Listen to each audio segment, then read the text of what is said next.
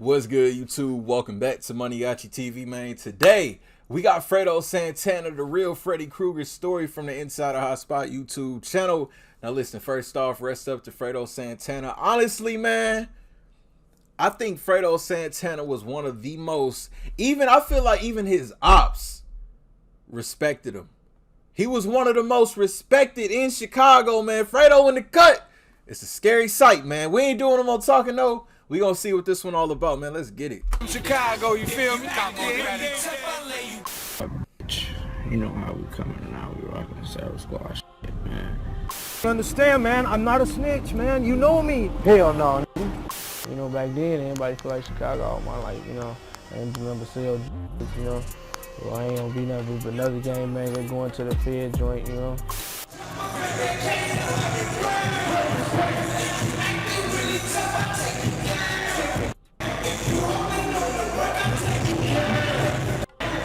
Especially Southside Chicago, where no hope, like no hope, ain't no hope. We give people hope. Like they look at us and see me every day, and they look like that's hope, you know. I'm like Barack Obama to these guys, man. I'm hope to them, like. It's so crazy, like seeing, like actually putting it into perspective with these clips, man. Fredo, and this is why I say Fredo Santana was well respected, because he wasn't like a lot of people that was around him. He really wasn't on like none of that distant shit. Like he looked at it as like, man, like I'm really a motivational piece for a lot of these youngins in the street. You know, he started his record label and everything. Like shit, he was more for like the business side of things. Obama to these guys, man. I'm hope to them, like. The X. My dog X and put up on me, real. I drop a 1 and 1 and 216 now. You have. You don't gotta do all that extra drop 4s and 20 ounces, drop an 8 to 2 liters. You gonna f yourself like that? You trying to die. Hey yo squad, what's the drill? Back with another video, man. Hip hop has seen the loss of some greats that would have taken over the game, but for some, even when they're gone, the impact is just too huge to die off. One of the most notorious out of Chicago was feared and respected by the homies and the ops, Fredo Santana. He wasn't just a scary sight in his music, but in his ops' dreams and in real life. You want to hear the real Freddy Kruger story? Then you got to stick around to hear about Fredo Kruger. So without further ado, let's skip the play and get down to business. Team O Block is a home of a lot of savages. Derek Coleman, also known as Fredo Santana, is among many and one of the most gangsta out of all of them. He was just a little jit coming up when he was already surrounded by hood activities. His pops was known in the streets, and Fredo was brought up in the footsteps of his blueprint. Even as a baby, he was in his dad's arms while his father was holding the strap. Nigga, this would be a cold ass album cover. Nigga, if I was Fredo Santana, nigga, this would have been a cold ass album cover, boy. Me and Pops while he got the Glock, boy. His blueprint. Even as a baby, he was in his dad's arms while his father was holding the strap. Come on. Fredo Santana went from growing up among his aunties and brothers to growing up into hood savagery. He became a student of the game until he mastered the streets. He became BD, and his homies, all of them, was allegedly selling packs, stacking racks, and toting gats. That's the shooter right there, man. The shooter, man. Poppin', you dig? You already know, man. Fredo Santana was of many talents and wasn't scared to let the ops know. On any given day, he could catch a body real quick. As a youngin', he would roll like other savages like Lil Reese, King Von, and Chief Keef banging in the streets. That's about it. Fredo was the only one. Fredo used to be in the building. Chief Keef used to be in the building. Even at that young? Yeah, even when we was that little, yeah, all of us used to be in the building. Chief Keef was allegedly his blood cousin, and the two were tight like brothers. Like Chief Keef, like his grandma and my grandma and sisters, and his grandma is my auntie, so that makes him my cousin. Like we was real cousins. While Fredo was gang, Keef was beginning to focus more on music when they linked up with DJ Ken, who moved from Japan to Chicago. He was behind them, helping to push. Nigga. Bro, look how, oh nah, look how dog dressed too. He fit right in Chicago. Nigga moved from Japan to Chirac, my nigga. Hold on, he ain't got the jeans. Hell no, the big white tee, even the fitted, what is that, the snapback? God damn, they changed this man. Moved from Japan Japan to Chicago. He was behind them, helping to push their career in the studio. That's what's up, bro. Fredo, on the other hand, was too caught up in the streets to follow in the same path, always making excuses to avoid hitting the booth. Like, he was making beats and we was hearing him, and you know, he told us he do music, and Keith was doing music with him first. First, I used to always make up excuses when we used to be like, Keith was like, man, we finna go to the studio. I no, man, I got some little females coming. Instead, he chose to push Keith and even be his manager at one point. You know, like before I was rapping, like I was like Chief Keef, like manager, you know, so like. Fredo's hood shenanigans would eventually violate his parole, and he would find himself again behind bars. By now, he had dropped out of school and was fully in the streets. During that time, Keith linked up with Lil Reese to drop the classic banger, Don't Like. In the song, Reese dropped the iconic line, Fredo in the cut, it's a scary sight.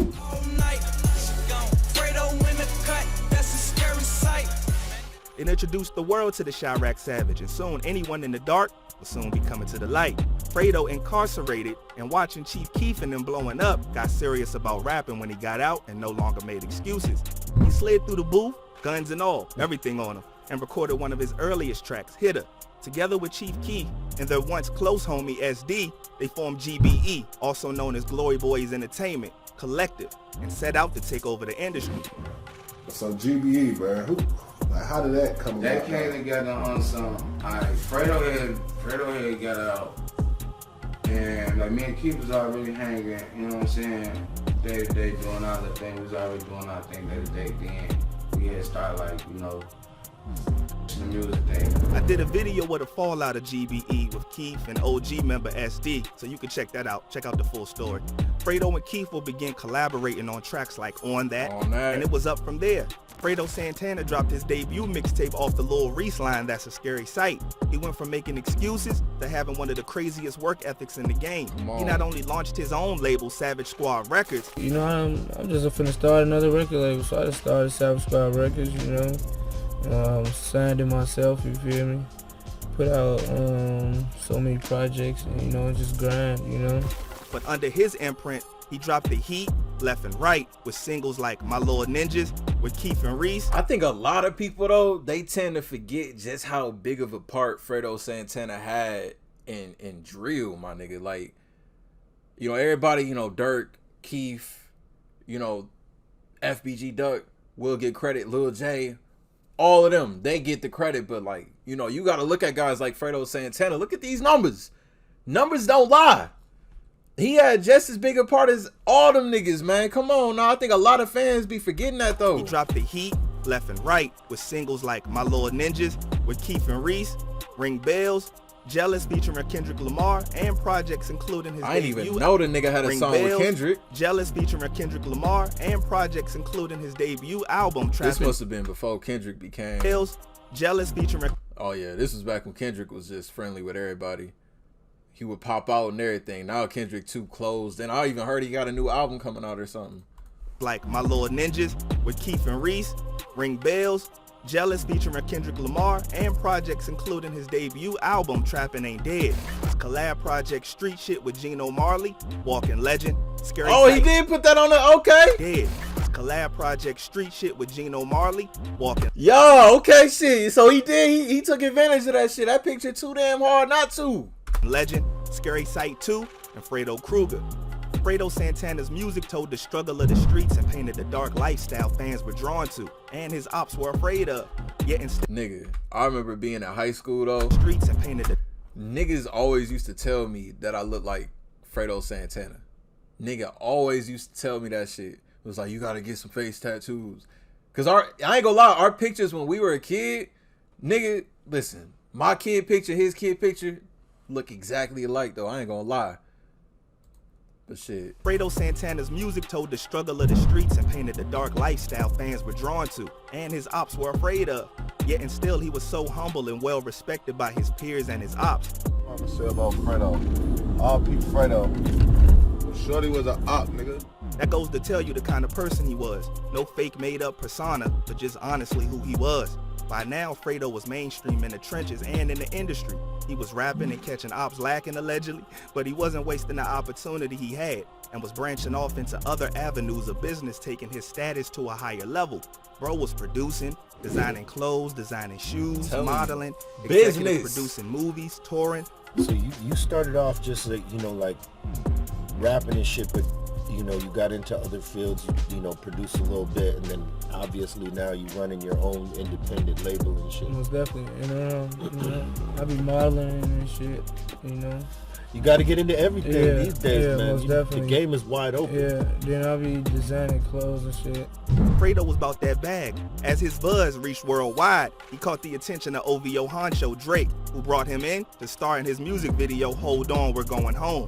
Fredo was solidified all around, but no matter how he tried to stay away from beef and focus on building his brand and career, dudes just couldn't help but bring Fredo Kruger off the bench and back into the game. Before Migos reached the stardom that they have today, they were young, buzzing group coming up out of Georgia, and they got into it with Fredo's cousin, Chief Keef. Keef, who sent shots to the Migos on the song Trap, rapping the bars, "Bitch, I'm trapping out the mansion. I ain't trapping out no bando. This ain't no Versace." References Migos breakout tracks Bando and Versace. Migos would hit back with some heat on Chief Keef with their diss, Jealousy. From there, the two kept throwing shots back and forth. I hate it. I ain't gonna lie. I hate it when the Migos and Chief Keef was beefing. I hated that shit because I fucked with both so heavy. Migos was still new that year. They blew up the summer of 13. Keef was already pretty established after a year, and I'm like, dog, why these niggas can't just get along? Then Migos ended up getting in a shootout on a highway or some shit, and then it was that whole video at the restaurant or some shit happened. Like, back with some heat on. I hated that they was beefing. Jealousy. From there, the two kept throwing shots back and forth online. Keef got back in the booth to mock the Migos with a diss called Pull Up.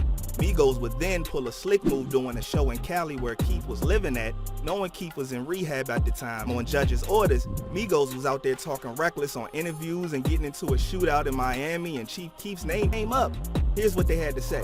You know, people are, you know, allegedly shooting at you guys on a Miami highway, and people are shooting back, and there's like real life situations happening here that most artists never have to deal with.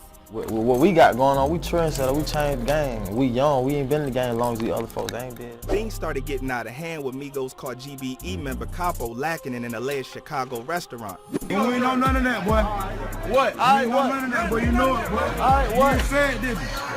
You ain't say it. You ain't say it. You ain't say it. Capo and Migos now get into a back and forth online, with Migos claiming to swing on Capo and Capo saying all their swings missed and they were ducking, taking it outside.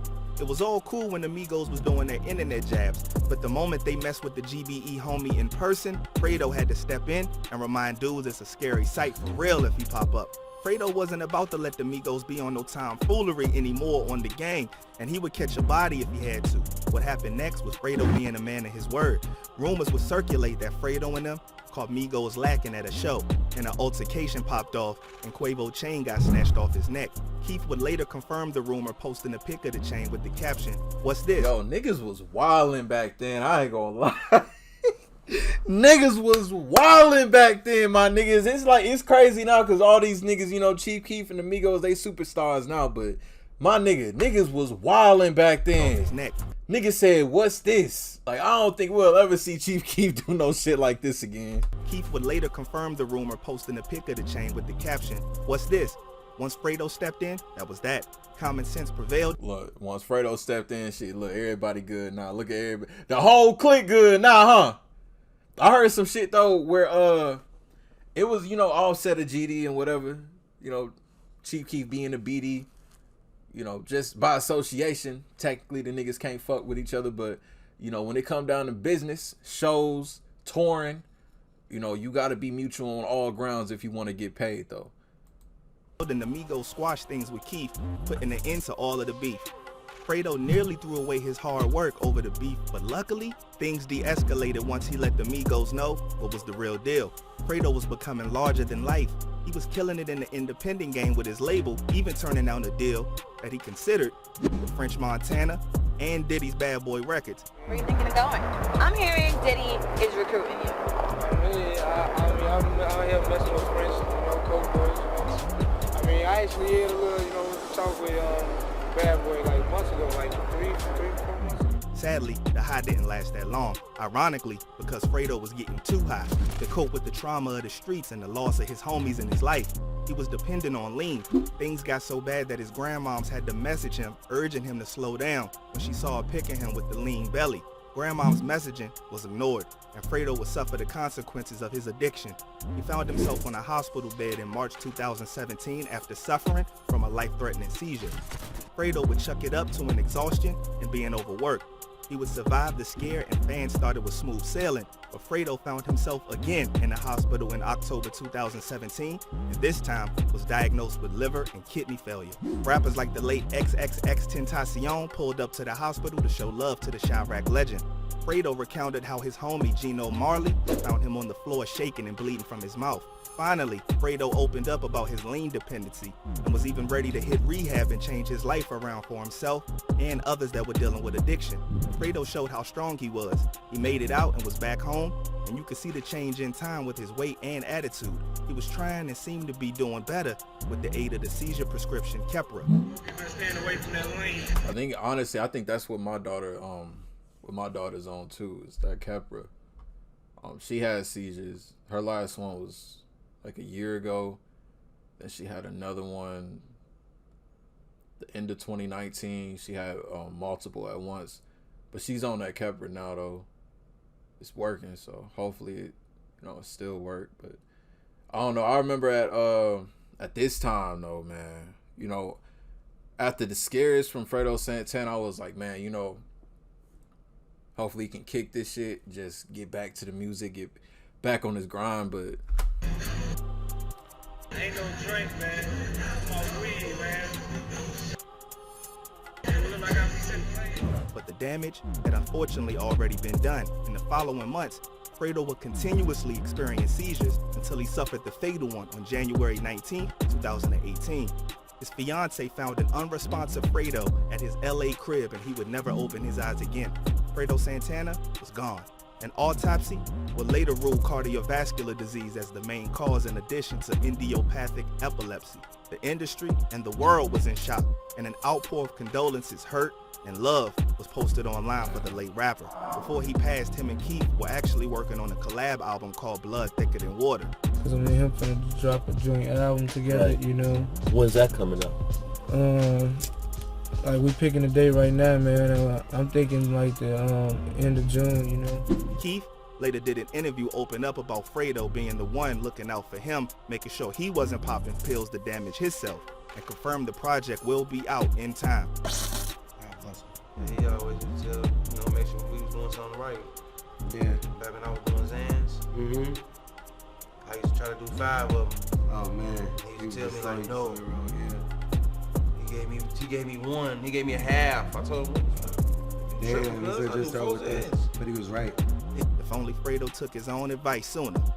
Fredo Santana came up from nothing, making it big to become the hood Barack Obama, inspiring youngins and showing them that they can make it too. Especially Southside Chicago, where no hope, like no hope, ain't no hope. We give people hope. Like they look at us and see me every day, and they look like that's hope. I'm like Barack Obama to these guys, man. I'm hope to them. Like he doing that. Like maybe I can do something like they just giving people hope. R.I.P. to the real Freddy, Fredo Kruger.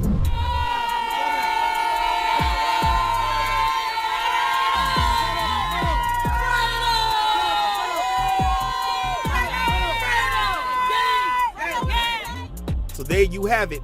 Thanks for kicking it with your boy. Man, like I said though, Fredo Santana, one of the most well-respected. And I hope, 30, 40 years from now, when we look back on this era of drill in general, whether that be New York, UK, Chicago, wherever, I hope that we keep this man's name alive and his contributions to the early parts of Chicago drill, which then morphed into drill that we know everywhere today. You got to give this man his credit. Got to give him his flowers for his hard work, man. I rock with Fredo heavy, as a fan that started listening to this shit when I Don't Like dropped in, 2012, 2011? 2012, I want to say, like, shit, it's been, I've been tuned in since, seeing all these guys prosper and flourish. It's unfortunate what happened with Fredo, man, but like I said, I just hope that his memory can be kept alive. RP Fredo Santana. The real Freddy Kruger story, link down below in the description for y'all to check it out in its entirety with no interruptions. If y'all new to the channel, y'all rock with me, want daily reaction videos, hit that subscribe button, follow me to the next video. I'll see y'all then. Thank you for watching MANIACITV. I'm out.